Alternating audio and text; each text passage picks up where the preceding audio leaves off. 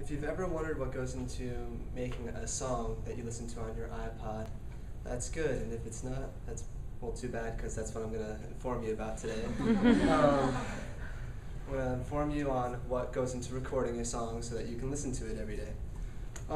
There are two methods that are most used to record a song. The first one is called a multi-track method.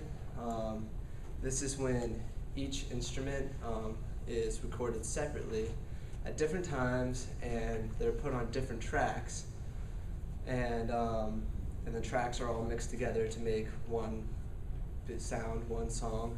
And so this method usually takes a lot of time to do sometimes, and usually the drums are recorded first, so that way you have a rhythm and a pulse and stuff. But each instrument usually plays along with this thing called the metronome. If you don't know what that is, it's just this device that just plays this annoying ticking sound at a steady pulse, so that us musicians can keep in time, and so that we're not all over the place. And each instrument uses that to keep their time. And once all the tracks are recorded, so you could have like 7 different tracks, a track for a guitar, a track for a drum, a track for vocals. But once they're all recorded, the editor or mixer, he'll take those and he'll edit and mix each one till they sound perfect. So he'll change the balance of the sound so that they all fit together, and he'll combine them and make the song. So when editing, he can take multiple takes of the same track. So if the guitar player messed up the first time he did a take, he'll take another take, and until he gets it to the way he wants it. But the editor or mixer can take like the first half. If he thinks the first half of the song was really good but didn't like the second half, he can take the first half of that take it apart, or cut it apart, and take the second half of another take and paste that to the same other part that he cut out and combine it to one. And that's oftentimes what happens with those the multi-track method. That's what the mixer will do. And he can also change the pitches. So if the vocalist is out of tune or is just not hitting his notes, he can pitch bend it until it's in tune and everything sounds nice.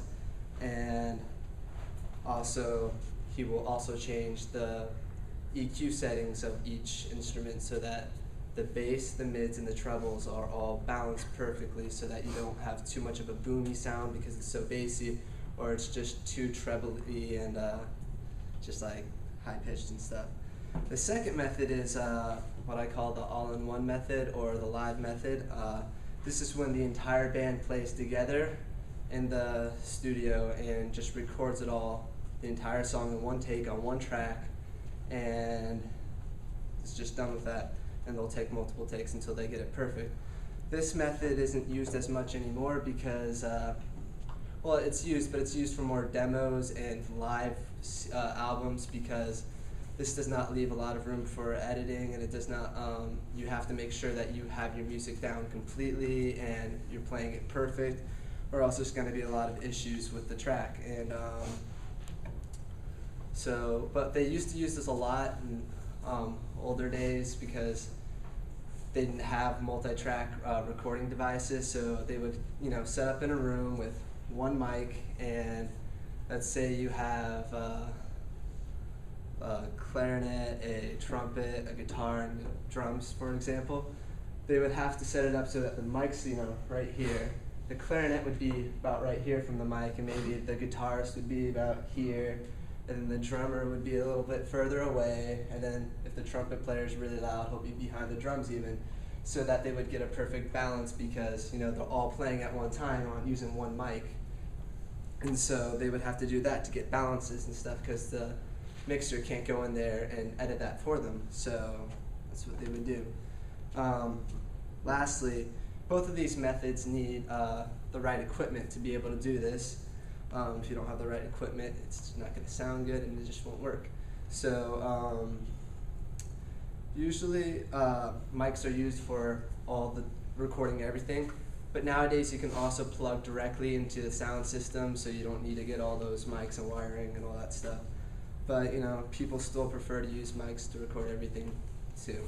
And but first you need a studio to be able to record this in, and you can either make your own home studio, or you can go rent time at a professional studio. They both have their pros and cons. If you were to rent time at a professional studio, you'll probably have better gear. Someone will already be there ready to mix for you. You don't have to get all that stuff. And you're in a nice soundproof room, and you know, it's really nice. But it could be very, you know, pricey. You know, like $100 per hour, or even more than that. You know, depending on where you go. And if you don't have your material down before you go there, you're going to take a lot of time, and that'll, you know, cost more and more money, and that could be bad. But if you have what you want, you already know what you want, you go in there, you could be in and out in like an hour or two and not pay that much money, get good quality music, and so that could be good. With a home studio, you're a little bit more flexible because it's your equipment, it's your stuff, you know, your place. You get to take as much time as you want, or little time as you want, and but you have to do everything yourself, so it takes a little bit more effort. And if you have a home studio, you have to also have like the recording programs like Pro Studio, or you know, if you're cheap like me and you have a Mac, you can use GarageBand, or I guess Mac's not cheap, but that's what I have, so that's what I use. But and that's pretty much everything that gets involved into a song, and so it could take a lot of effort, a lot of money to put into just a 3-minute short little song that we listen to every day.